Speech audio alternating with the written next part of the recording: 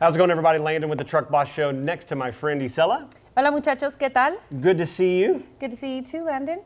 I don't know if that was really convincing, but we'll just roll with the punches. Yeah, just roll with the But we punches. do really have an awesome show lined out for today. We do. We always do. As always.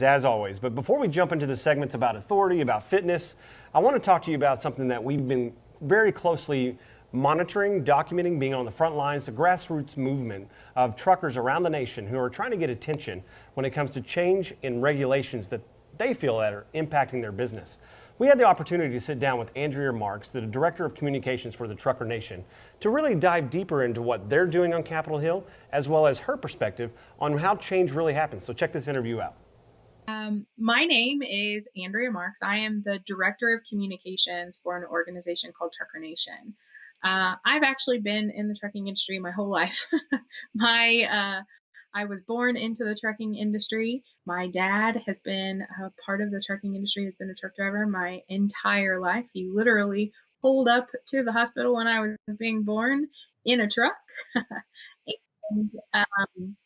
and I have been, helping my dad, learning from my dad. My brother is a truck driver. My husband is a truck driver. For those who don't know, can you share more about the Trucker Nation, how you got started, where you're at currently, maybe what you're working on?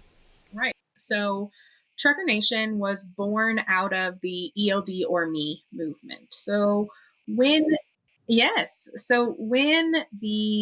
trucking industry got involved really in fighting for themselves and on the cusp of the ELD mandate back in mid to late 2017, Tony Justice started the ELD or Me movement. There were other movements that were also fighting against this whole concept of the ELD mandate. I saw some fundamental flaws in the approach that the drivers were taking in trying to have their voices heard. Some of those fundamental flaws were fighting a law with a regulatory agency. I started reaching out to some of the people and saying, hey, let me help you. I can give you some advice. And at the end of the day, that's how I got involved. And then we got to a place where we wanted to make sure that we were transitioning to a place of fact. We were transitioning to a place of true advocacy rather than people just complaining. So that's when we started Trucker Nation. That's when Tony made the shift, and we really dove deep into an educational perspective, a public awareness perspective, and spending our time on things that could actually bring change, maybe rather than just being angry. For those who don't know that are watching, what is the specific process and procedure on a federal level for new regulations to be proposed and to go into effect? The regulatory process is actually a process that, for the layperson, is not intuitive. So for a regulation to come to be, there has to be a triggering event. The triggering event can be a whole host of things. I can give you a list a mile long of a thing that could be a triggering event. In our case, it was the ELD mandate went into effect, so it exploited the broken and flawed hours of service. So that was the triggering event, in addition to a whole host of other things. So an agency at that time may choose to publish what they call an advance notice of proposed rulemaking. In our case, the agency chose to do that. That's the agency saying, hey, we think we want to change the regulations. This is the direction that we think we're going. Tell us what you think. So in last year in August, they published an advance notice of proposed rulemaking in the Federal Register. When that notice was published, we were able to go in and make public comment. Now, there were 5,262 comments that were received on that advance notice of proposed rulemaking. We must do better. That was the agency again saying, this is what we're thinking. This is the direction we think we want to go. So then they are required by law to review and consider every single one of those comments. They'll review those comments, and then they will draft, they will put pen to paper and say, okay, this is what we think the proposed new regulations are going to be. At that time, they'll send that proposed rule to the Secretary of Transportation. So Elaine Chow will receive it, she'll review it, hopefully approve it, and then that package, that proposed rule, will have to go over to the government's Office of Management and Budget. The Office of Management and Budget has to review it, and then they make a determination on whether or not that set of regulations is considered significant or not. In this case, it is near positive that the hours of service regulations will be deemed significant. As a result, FMCSA will have to conduct an economic analysis. Now, they have economists on staff that will do this for them, but that will take time. So 2 layers of approval will have to occur on the proposed rule. Once everything is done, so once everything has been approved and the economic analysis has been done, the FMCSA will publish the proposed rule in the Federal Register. At that time, we will have the opportunity to comment again. This will be, again, the first draft of what they think the regulations will be. We have to do better when it comes to commenting on the proposed rule, because this is the one thing that we say is one of the most significant drawbacks of the industry, one of the things that we're complaining about the most. So we have to do better. So once the proposed rule comment period closes, the agency will have to take all of those comments, review and consider those comments, and then they'll put pen to paper again, and they will develop a final rule. That final rule, once approved, will go into the Federal Register and become regulations. At that point, there will have to be a bit of a grace period for officers to be retrained and for most importantly, drivers to be retrained, for driver trainers to be retrained. So we'll see a transitionary period, but we're going to have a very, very unique and really dynamic time coming where we'll be able to comment on what the proposed regulations are. So I expect everyone, the people watching. From all of us here at the Truck Boss Show, big thank you. Yeah, thank you. Big thank you to Andrea Marks of the Trucker Nation. Excellent insight on how regulations actually get changed in the industry. If you have any questions, drop it in the comment thread. We'll pass them on to Andrea and get those answers to you in a timely fashion. Isela, lots going on. A lot. It's very interesting. So absolutely, it's going to be interesting to see how it unfolds. April's coming up soon. It's really close, so it's going to be interesting to see what all happens. Right, and here on the Truck Boss Show, we definitely want to bring a neutral, factual reporting so that you get the facts and you can decide when it comes to all that's going on in the industry. So what's the next segment? Well, the next thing, Miss Hope from Mother Trucker Yoga, she has a lot of good tips for what is called sciatica, better known as the trucker leg. Check this out. Hey everyone, Nikki here with the Truck Boss Show, and we are joined by our friend Hope today. She's back with us. We love having her on. Today we are going to talk about a really popular, let's call it physical complaint. Complaint is what the truckers would say, but it's really popular and we're hearing a lot more about it. And what are some of the symptoms that the truckers can look out for with this specific injury? Well, we're talking about sciatica, and I always joke because it's popular, but you don't want to get it, okay? But it is something that many of our truck drivers suffer from, and basically sciatica can be a nerve ending that comes from that lower back, particularly L3, L4, L5, which is the lower lumbar, and then comes through the sacrum and through the glute. And that nerve ending, that pesky nerve ending, gets pinched down. Now it can get pinched in the lower back, or it can get pinched in the glute, and this happens a lot from long-term sitting. You're sitting on that sciatic nerve, or the back is rounding out, and those nerve endings are getting pinched off, and you literally get that pain in the butt. And that pain in the butt goes all the way down your leg. Now the reason why I'm pointing this out is because not all of that pain in the booty and down the leg is the same thing or means the same thing. So we have what's called sciatica, which I just described, and then we have also what's called piriformis syndrome. And piriformis syndrome is more of just a booty muscle pinning down the nerve, but that radiation only goes to the knee. This is really important to recognize and be able to differentiate, because that's going to tell you what you actually need to address, lower back or just booty or both.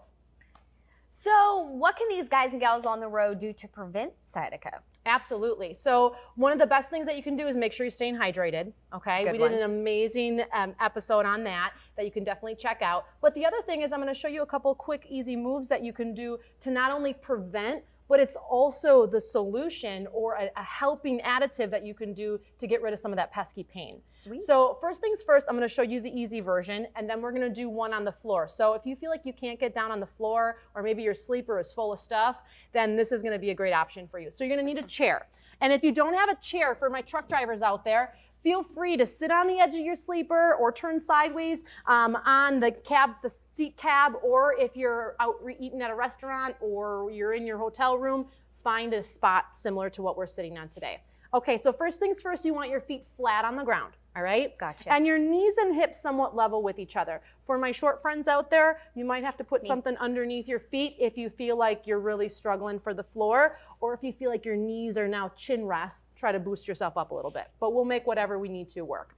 Second thing, sit nice and tall. No rounding in the back. You do that enough while you're on the cab of the truck, okay? So I want you to take one ankle and cross it over the opposite knee. Now sit nice and tall and flex the cross-legged foot. You kind of feel those muscles turn on a little bit. Yes, I do. This might be enough for you guys and gals, okay? If this is, you're doing perfect. You're doing great. Don't change a thing if you're feeling a nice stretch. You might be in the groin. It might be in the glute. It might even be in the lower back. Second, though, you want to enhance it and turn it up a notch. I want you to try to start to hinge forward. And as you do that, only go as far as you can keep your back rounding like a macaroni noodle, okay? Imagine extending out through the crown of the head. You got it. Do you kind of start to feel a stretch in the glute? Yes, ma'am. You can turn it up a little bit more by just taking that forearm and kind of pressing down, or your hand and just kind of pressing down on that thigh. Do you feel that kind of increase? I do. And this is all about what you feel like you're capable of doing. Don't just push it because you want to get rid of that pain in your booty. It won't go away then if you keep aggravating it. So just nice and slow. Hold this for as long as you feel comfortable, but at least 30 seconds. And you can do this multiple times during the day and then come back up. Obviously, we would want you to do the opposite side, but I'm going to have you do the opposite side in a slightly different variation that requires you to lay down. Okay. So we'll move our little chairs here. And then you can just lay on your back. Awesome. So laying down, you're going to actually bend your knees, feet flat on the floor, and take now the opposite ankle, and you're going to cross it over the knee. So similar to what we just did before on the chair. You got it. Same thing, flex the foot. And so just laying here on the floor might be enough. Just kind of like, oh, my back feels good. It's decompressing from sitting all day. This might be enough. Just stay here. If not, phase one, let's call them phases just for the sake of progressing. Take one hand and you're just going to press that thigh away. And as you do that, though, try not to let your back arc and try to keep the opposite hip kind of anchored down. Does that make sense? Gotcha. It's like you're creating resistance. Okay, so if this feels pretty good, hang out here. The next phase, I want you to lift this leg off the floor and grab hold underneath the hamstring with both hands. You got it. How'd that feel? It feels great. Awesome. So now you guys know what you can do to prevent from getting sciatica in the future on the road. So Hope, I hear from a little birdie that you have a special project coming up. I do. I've been gifted the opportunity to run the Mats to Gats Fitness Challenge or Weight Loss Challenge for 2019. Awesome. Well, I can't wait to see what unfolds with that. And we are going to see you at Matt's, right? Yes. So we're excited about that. And if you guys can't make it out to Matt's in Louisville, Kentucky, we'll be there bringing everything live to you. See you next time. A big thanks to Hope. We really enjoyed all those helpful tips. And well, a lot more Mother Trucker Yoga coming, so you don't want to miss out. Landon, what do you think about Hope's tips? I just love the business name. Who doesn't love Mother Trucker Yoga? Yeah. Well, when we first met her, we were like, trendy. what? You know what I'm saying? It is. It's catchy. No, we met I her like it. at GATS, just excellent at what she does, excited about what she's going to be bringing on the future shows, so you don't want to miss it. Great job, Isela. Moving on to the next segment here, we have David Saunders, who is actually on the task force committee of CVSA. We're going to talk about enforcement. All of us love talking about law enforcement. He's going to bring a different perspective of the challenges they face in 2019, some insight that you're going to be able to apply to your business, and also what you can expect moving forward into 2020. So check this interview out. Dave, this is an important topic. When it comes to law enforcement, Commercial Vehicle Safety Association, CVSA, you have such a rich history working with them, for them, representing them across the nation, state associations and more. How did you get into enforcement? Because your expertise is DOT drug testing, compliance, etc., driver files, all that Workforce QA does. So how did you get into law enforcement? So, no, a lot of, grew up around that era. My great-grandfather was actually a JP back in the early 1900s, so law enforcement kind of been in our family for a long time. But I really became connected with the law enforcement agency and personnel when I grew up down in Temple and the Belton area, because I was not only, you know, when the drivers were getting pulled over, but when I transitioned into working in the industry as a supervisor, as a maintenance guy, you had to have a relationship with the roadside officers, because they're the ones that are contacting you saying your truck's out of service or you're getting a safety audit, so on and so forth. And so that's how I began to learn the enforcement side and how they don't know. They don't come out of an academy as a enforcement officer to stop trucks. They're a peace officer. Right. So they don't know. So working with industry side by side is so important to those officers to know what they're doing for the, you know, when they're pulling a truck over, for the fitness of the driver and the condition of the vehicle. So CVSA now comes along, which is kind of a spin-off, if you will, or an extension of what the IFTA was, the DAC was, the ComData was. And so that's what CVSA does, is to pull all the states together, along with industry, get them all in one room, get enforcement to listen to industry, industry to listen to enforcement. And so that's how I got introduced to CVSA in 1999, and I've been a member ever since. That's awesome. And you serve on the committee as well. Enforcement committee. Absolutely. So let's think 2019 real quick before we jump off here. What are the biggest challenges law enforcement are having right now? And then from a industry perspective, how do we make the relationship between law enforcement and driver better? Those two questions. So I think the biggest challenge for the officers is there's such a, not only do we have a driver shortage, we have a lot of experienced, seasoned commercial vehicle enforcement officers that are retiring. Wow.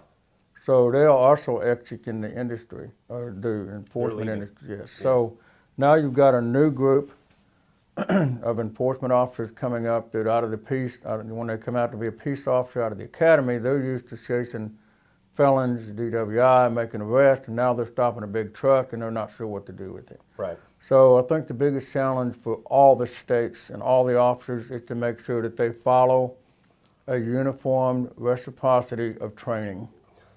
2019, when it comes to enforcement, there's definitely a heightened focus on safety and regulation. Yes, yeah, so that will never go away. No more skirting. That we're going to make sure that safety on the road is top priority. And I think the electronic log device has helped, just by the stat numbers that are coming out, has helped reduce a lot of log out of service problems. It's been very controversial in the it has, space, but because it's Big Brother. I have no privacy, et cetera, et cetera. But if you really talk to the drivers after they've used it, they won't go back to the paper log. Exactly. So I think that in itself will help, especially as the states like Texas comes on board in October 2019 to adopt the ELD rule. So I think in the next 24 months, especially 2019, you're going to see a lot more hours of service violations continue to decline. Right. But I do think the maintenance issues will be the number one. You cannot automate a tire going flat, a light burning out, and an engine leaking oil. You're never going to automate that. Not at all. So that's always going to be where the officers are going to have to contend with that. That makes sense. Well, David, thank you so much for your time. You bet. Really appreciate you as always. Absolutely. We'll see you on the next segment. Thank you. Thank you so much, David. What I didn't mention earlier is David is the president of Workforce QA out of Salt Lake City. If you want more information, you can go to wfqa.com. Contact him. He'll definitely get back to you with any questions you have about CVSA, law enforcement, and more. Isela, always a great time to be with David. We met him down in Dallas. No, David's such a Just full of sweetheart. I love him. He's ton of very, knowledge. very smart. He knows so he's been in much. trucking 45 years, mentor of long mine, just time. an awesome guy. He's got a lot more coming in the future segments of Truck Boss Show, so you don't want to miss it. As always, it's been a blast, Isela. We always have fun, Landon. I hope you mean that, okay? I really do mean it. I mean, we almost need to vote. It's like, who's the favorite host, Isela Me. or Nikki? We already I think know. it's gonna Me and be- Nikki. Me and It's Nikki. definitely 1-2, one of you guys for Me sure. and Nikki, we know. We The- already the know. ladies always win, that's for sure. I would definitely vote for one of them. You better say that. I know. You know, a little brown nose action going on. Yes, Just having a good we time. know. He's a pro. And it comes naturally. I'll just have to say that. So. Oh, okay. See, Hey. when I grow up, I want to be like you. Well, I mean, it'll take a little bit, but you'll get there. I it'll be eventually good. get there. Hey, hope you enjoyed today's show on the Truck Boss. We're going to be back live 4 o'clock next Thursday. And if you don't know why we do this, Because you're the boss.